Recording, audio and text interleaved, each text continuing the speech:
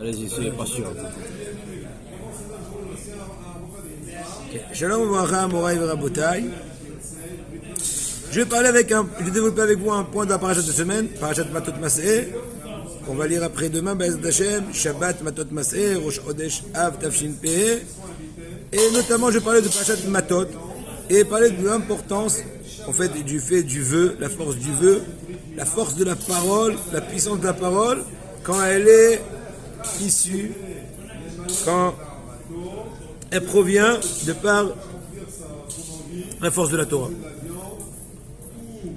Au début de la paracha de Matot, il est mentionné que Moshe Rabbeinu s'est adressé aux chefs des tribus d'Israël en leur disant: ceci est ce qu'Hachem a ordonné. Si un homme a fait un vœu ou il a fait un serment, il a interdit de dire quelque chose, eh bien il n'a pas le droit de transgresser sa parole.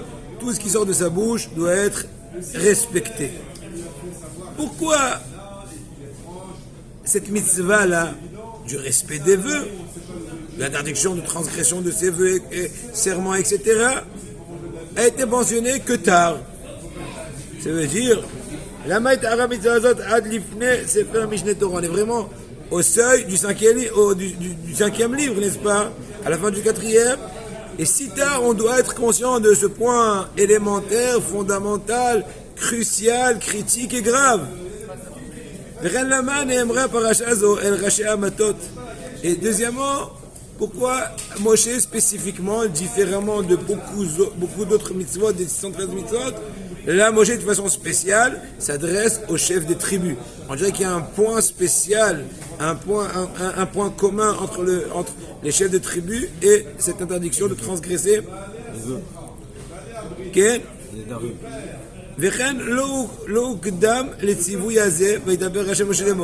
En général, toujours, avant en introduction à un sujet, à une mitzvah, etc., Hachem a dit à Moshe en disant, chaque fois que c'est marqué en disant, c'est de transmettre à Israël, en disant de transmettre.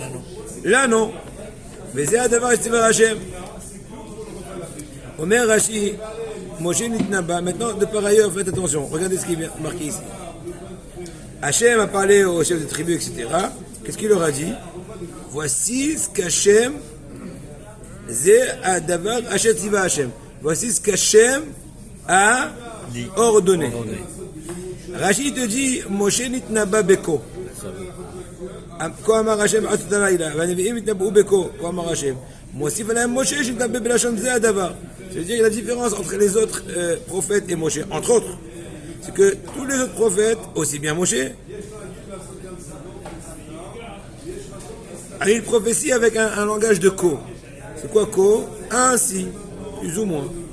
Mais Moshe, il s'est aussi adressé avec la chaîne zé. Exactement comme ça, pas plus ou moins. Ko, c'est ainsi, alors que zé, c'est ceci. Il y a ainsi et ceci. Vous êtes d'accord avec moi que ceci, c'est plus précis que ainsi, n'est-ce pas? Très bien. Pourquoi exactement ici, dans la mitzvah du respect des vœux, la Torah va utiliser ce Zéadava? Encore une fois, quel est le point commun? Donc trois questions. Pourquoi ce n'est que maintenant on va parler d'interdiction et de transgresser les vœux? Deuxièmement, pourquoi c'est... C'est ma frère. Deuxièmement,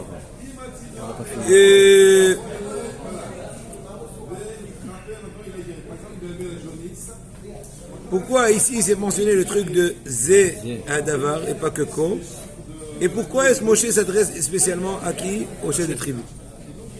Ah, oui, pour leur donner l'importance de cette mitzvah.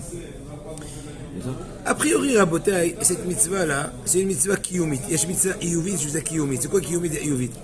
Kiyumit, c'est on est obligé d'accomplir. Iyuvit, c'est obligé d'accomplir. Kiyumit, c'est facultatif. C'est-à-dire que si tu mets un habit de 4 coins, tu dois mettre les tzitzit. Je ne suis pas obligé d'acheter un habit à 4 coins pour mettre 4 tzitzit.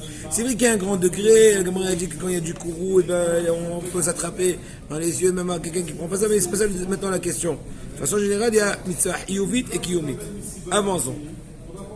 המון שמצווה קיומית, מי שלא מקיים אותה, נענש בעידן הדריתאה. כמו כן בשבועה, כמה צריך להיזהר אפילו בשבועה. C'est une question qui se pose. Ici, de façon spéciale, nos sages ont été très sévères par rapport à celui qui fait un vœu. Et bien, le fait qu'il fait un vœu, c'est comme si il a construit un hôtel pour Avodah Zarah. Oh. En tout cas, c'est comme si il a construit un hôtel en dehors du Beth Amikdash.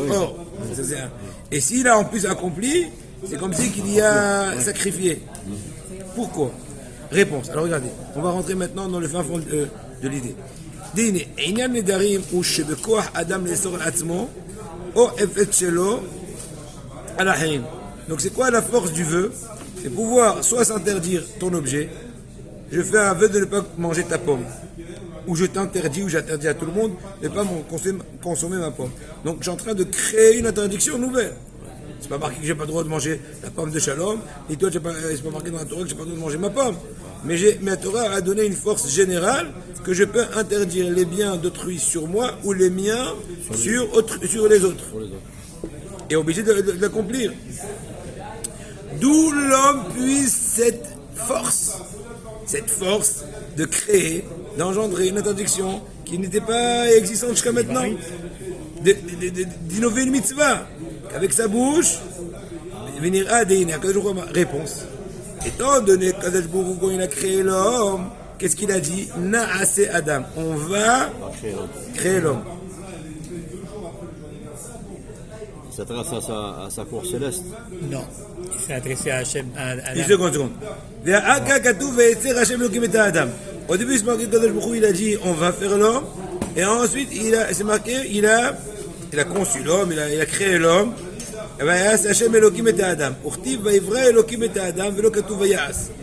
Donc au début c'est marqué, il y a plusieurs locutions. C'est marqué Vayitzer, ensuite Vayivra. Et par contre c'est pas marqué Vayas. Vayas c'est confectionné. C'est la dernière touche. Kitikuno.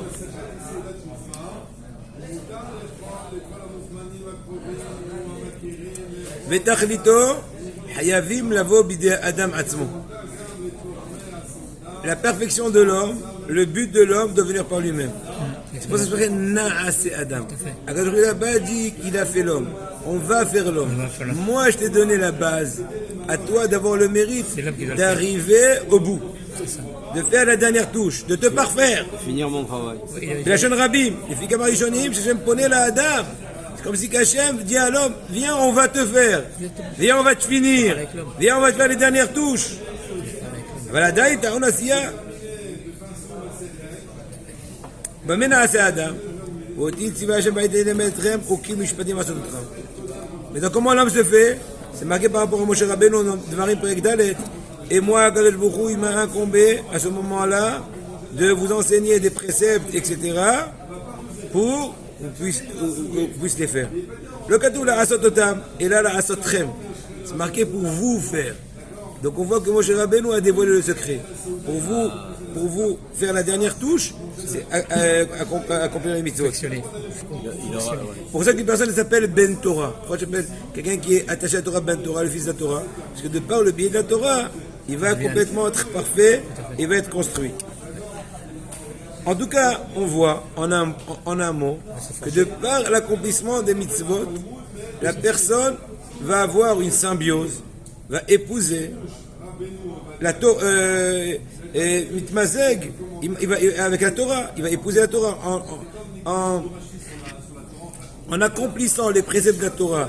J'épouse la Torah, donc automatiquement j'ai la force de la Torah. De même que la Torah interdit de manger des aliments interdits, etc., ben j'ai la force moi aussi d'interdire. Ma pomme sur les autres et les autres sur moi. Donc encore une fois, c'est le message de la paracha de voir la force de l'homme. Il y a encore à détailler. Maintenant, pourquoi on a parlé par rapport aux chefs de tribu? Alors voilà. Parce que c'est les chefs de tribu qui sont les responsables de transmettre l'étude. Et là aussi, ça explique aussi le fait que Moshe Rabbeinu a dit Zéadavar et Pako pour te dire la force spéciale de la chose. Il y a encore à développer l'idée. Pour l'instant, en tant que dégustation pour Shabbat, on va se suffire de cela. Shabbat Shalom.